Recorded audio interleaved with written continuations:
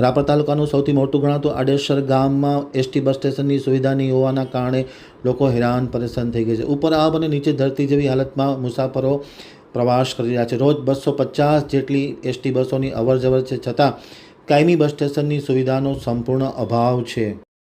Adesar આમતક news બ્યુરોમાંથી Wasim Siddiq કોટવાનો એક વિસ્તૃત અહેવાલ. રાપર તાલુકાના આડેસર ગામ કચ્છનું મુખ્ય પ્રવેશદ્વાર ગણાય છે. અહીંથી ભુજ, બાડમેર, રાજસ્થાન, રાધનપુર, થરાદ, ડીસા, બનાસકાંઠા જેવી અનેક જગ્યાએ સીધું જોડાણ છે. દિવસના 200 થી 250 જેટલી વધુ એસટી બસોની અવરજવર છે, છતાં આજે પણ આ ગામ આડેસરમાં પોતાનું કાયમી બસ સ્ટેશન નથી.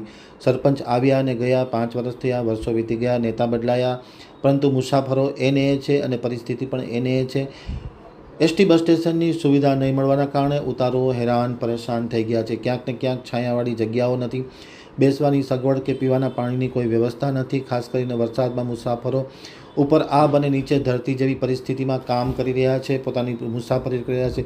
અવારનવાર ધારાસભ્યો તથા અન્ય નેતાઓને રજૂઆત કરવામાં આવી છે, છતાં સામાન્ય બસ સ્ટેશનની આડેસરવાસીઓને સુવિધા ન મળવાના કારણે આડેસરવાસીઓમાં હવે રોષની લાગણી વ્યાપી ગઈ છે.